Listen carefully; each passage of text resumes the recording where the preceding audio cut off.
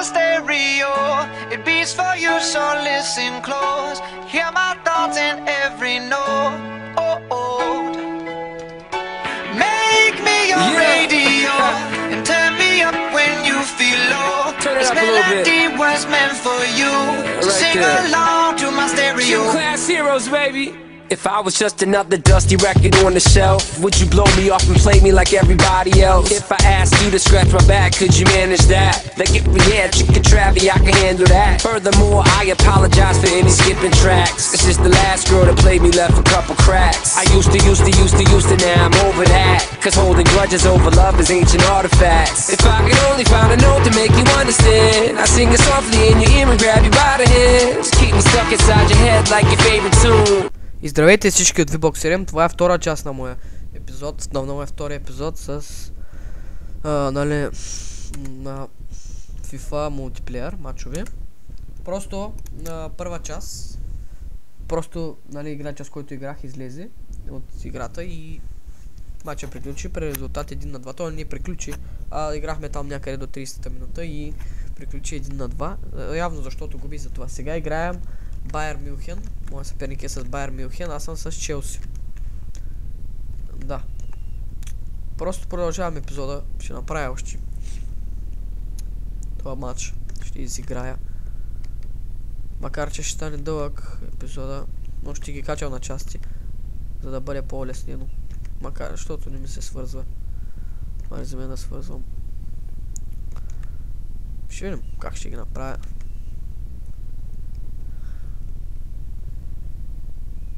Сега, стопката е Вили Саньо. Той подава към Дайслер. Дайслер, какво ще направи там? Владее топката, изстрел на Дайслер. Нашия вратар се намесва много добре. Балак.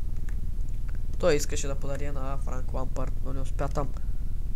Добре играе този играч с отбора на Байер Мюнхен. Знае как да играе. Миналия двубой играх с отбора на Реал Мадрид. Аз срещу Милан Реал Мадрид играхме. Аз бях Реал Мадрид. Просто имаше, нали, потребител от VBOX, не знам точно как се пишеше, който искаше аз да играя с Мадрид и с Реал Мадрид. За това реших да изпълня това негово желание.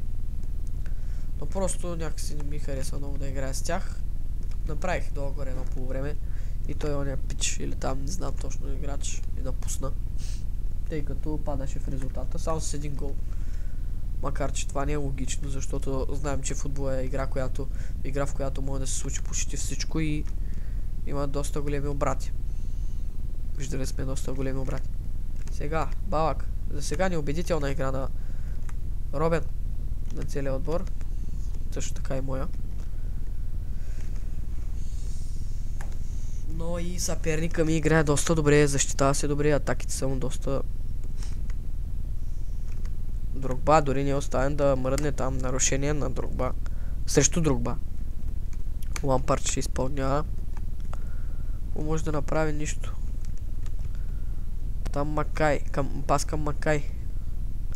Макай там какво ще направи? Става само срещу вратаря Макай. Добра намеса на защитника. Брич никой.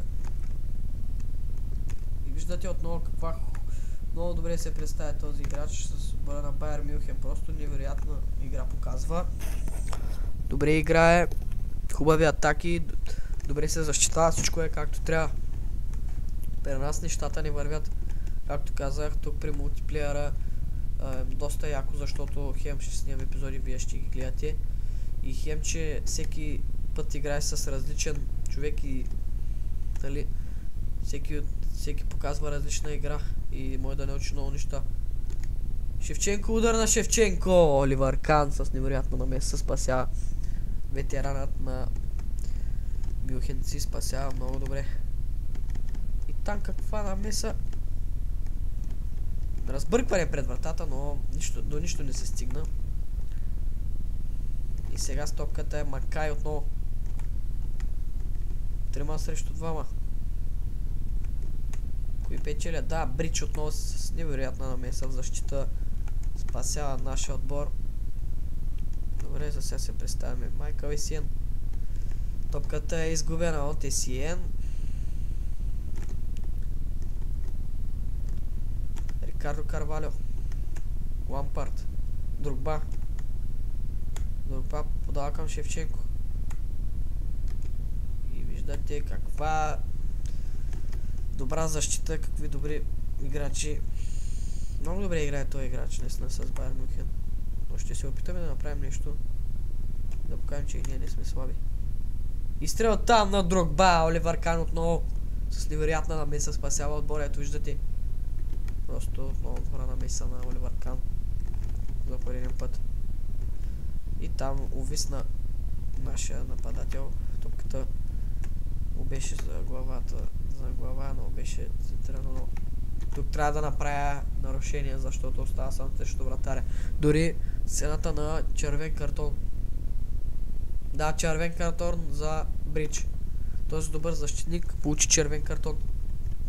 Изстрел! Много хубав удар, но виждате отново удара. Но не успя да оцели вратата и вече сме с 10 човека. Не знам просто атаката, защитата как ще се закърпва, не знам. Ариан Робен подава към Шевченко. Топката е изгубена отново. Трябва да вкараме нещо гол и после да се защитаваме или не знам просто. Дрогба. Той е към Балак. Михаил Балак. И отнета е топката на Михаил Балак. Демикелис му отне. Дрогба. Мощният футболист на Челси навлиза. Не успява. Вратаря, защитника с просто адската намеса. Какво ще стане там? Отново дали ще има гол? И какъв пропуск? Там виждате вратаря искаше да подаде напред. Топката рикошира в наш футболист. И Дрогба просто стреля на празна врата, но топката беше блокирана от защитник на Байерн. И това трябва да бъде корнер в полза на Байерн.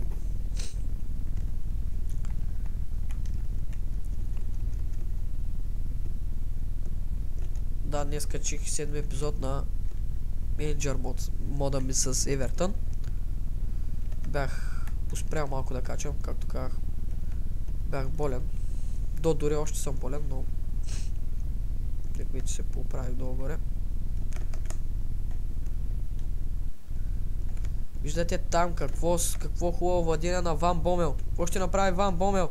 Изстрел на Ван Бомел! Не успява да оцели вратата. Просто владеят... Този играч владее... В смисъл този срещу който играе владее нещата в този двубой. Изцяло ги владее. Просто виждате не мога да барна топка.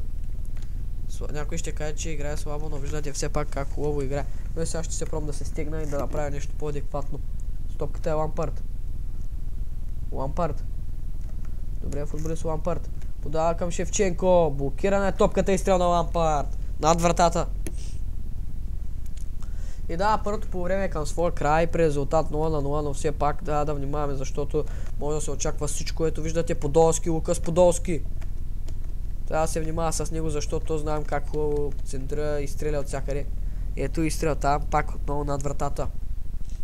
45-та минута сме вече, резултатът е 0-0, гости сме на Байер Мюнхен и има една минута продължение. Виждате всякаква топка е блокирана, просто не мога да подам топка.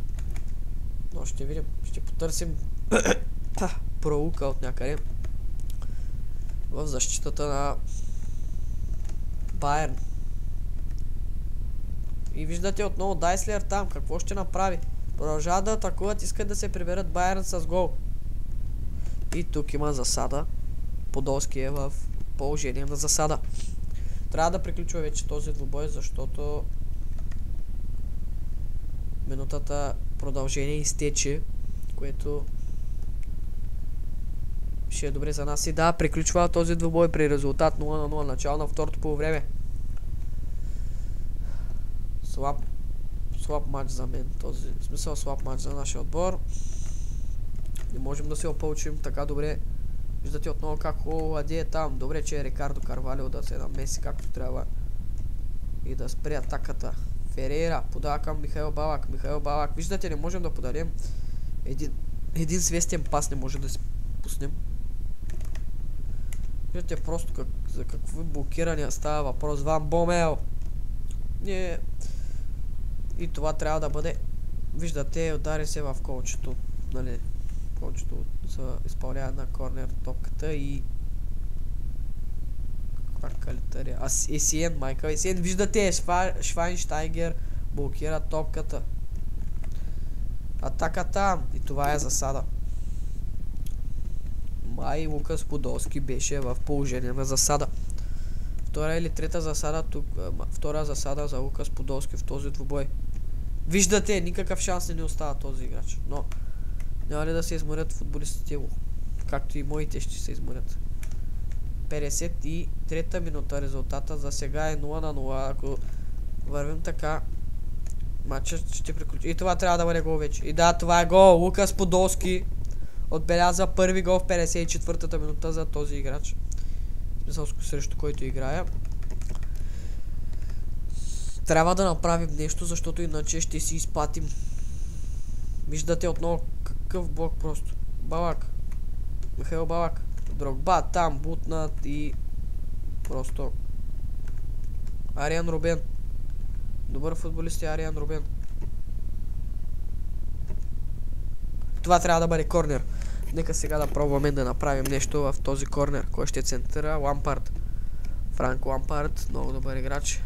И нищо не направихме. Просто футболистът беше избутан там и този, за който беше топката. Виждате, Макай там. Добра намеса на... И да, Дрогба. И какви блокирания, просто Дрогба е толкова мощен футболист, но е блокиран от футболистите на Байер Мюнхен. И виждате, Подолски там се открива сам. Не, трябва да не ни вкарват гол.